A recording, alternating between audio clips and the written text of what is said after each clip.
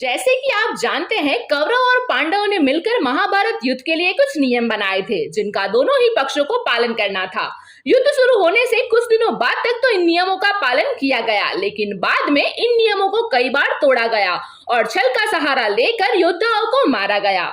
युद्ध में कब किसने छल से योद्धाओं का वध किया, आज हम आपको बताने वाले हैं, तो वीडियो के अंत तक हमारे साथ बने रहे।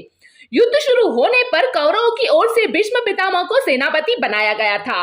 भीष्म ने पांडवों की सेना में हाहाकार मचा दिया। तब अर्जुन ने शिखंडी को आगे कर भीष्म से युद्ध किया। भीष्म जानते थे कि शिखंडी का जन्म स्त्री के रूप में हुआ है और पिछले जन्म में भी वह एक स्त्री था।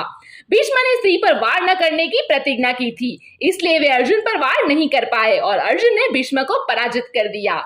युद्ध शुरू होने से पहले यह नियम बनाया गया था कि एक योद्धा एक ही योद्धा से युद्ध करेगा, दूसरा कोई उनके बीच नहीं आएगा। लेकिन कौरवों ने इस नियम को तोड़ा। जब अभिमन्यु अकेला चक्रव्यूह में फंस गया तो कर्ण, दुर्योधन, दुशासन, शकुनी आदि योद्धाओं ने मिलकर अभिमन्यु का वध कर दिया। इसके बाद ही युद्ध के नियमों का टूटना शुरू हो गया। भूरिश्रवा बहुत ही पराक्रमी योद्धा थे। युद्ध में उसने कौरवों का साथ दिया था। सात्यकी अर्जुन का शिष्य था। कुरुक्षेत्र में जब ये दोनों महावीर मल्ल युद्ध कर रहे थे, तब भूरिश्रवा ने सात्यकी को उठाकर जमीन पर पटक दिया और जब वह सात्यकी का वध करना चाहता था, उसी समय अर्जुन ने दूर से ही तीर चलाकर उसका हाथ काट दिया। अर्जुन के द्वारा इस प्रकार युद्ध के नियम तोड़ने पर भूरिश्रवा को बहुत क्रोध आया और वह उपवास लेकर बैठ गया। सात्यकी ने इसका फायदा उठाते हुए भूरिश्रवा का वध कर दिया। भीष्म के बाद द्रोणाचार्य को कौरवों का सेनापति बनाया गया।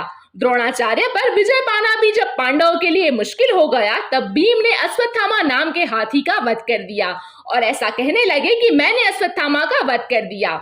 द्रोणाचार्य के पुत्र का नाम भी अश्वत्थामा था। इससे वे संशय में पड़ गए। जब उन्होंने इसके बारे में युधिष्ठिर से पूछा तो उन्होंने भी इसे सत्य बताया। पुत्र मोह के कारण द्रोणाचार्य ने अपने हथियार रख दिए और ध्यान की स्थिति में बैठ गए। इसी का फायदा उठाते हुए धृष्टद्युम्न ने उनका वध कर दिया। महाभारत युद्ध का एक नियम ये भी था कि असावधान व्यक्ति पर कोई वार नहीं करेगा और जो योद्धा अपने रथ से नीचे है उसके साथ भी युद्ध नहीं किया जाएगा। युद्ध के दौरान जब कर्ण के रथ का पहिया जमीन में धंस गया था और कर्ण उसे निकालने के लिए नीचे उतरे, उसी स्थिति में अर्जुन ने उसका वध कर दिया। उस समय कर्ण के पास शस्त्र भी नहीं थे और वह असावधान स्थिति में था। जब कौरवों की सेना नष्ट हो गई, तब भीम व दुर्योधन में निर्णायक गदा युद्ध हुआ। गदा युद्ध के नियमों के अनुसार योद्धा कमर के नीचे वार नहीं कर सकते, लेकिन भीम ने इस नियम को तोड़ते हुए अपनी गदा से दुर्योधन की जांघ पर वार किया। जांघ पर वार होने से दुर्योधन पराजित हो गया। वही तड़पते हुए दुर्योधन के प्राण निकल गए।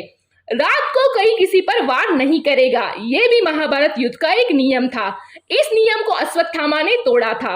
दुर्योधन ने मरने से पहले अश्वत्थामा को कौरवों का अंतिम सेनापति बनाया। उस समय अश्वत्थामा के अलावा कौरवों की ओर से केवल कृपाचार्य व कृतवर्मा ही जीवित बचे थे। अश्वत्थामा रात के अंधेरे में पांडवों के शिविर में घुस गए और धृष्टद्युम्न, युधामन्यु के अलावा द्रौपदी के 5 पुत्रों का वध कर दिया था। दोस्तों, अगर आपको हमारा यह वीडियो पसंद आया है तो इसे अपने दोस्तों के साथ शेयर कीजिए और ऐसे ही दूसरे वीडियो पाने के लिए हमारी चैनल को अभी सब्सक्राइब कीजिए।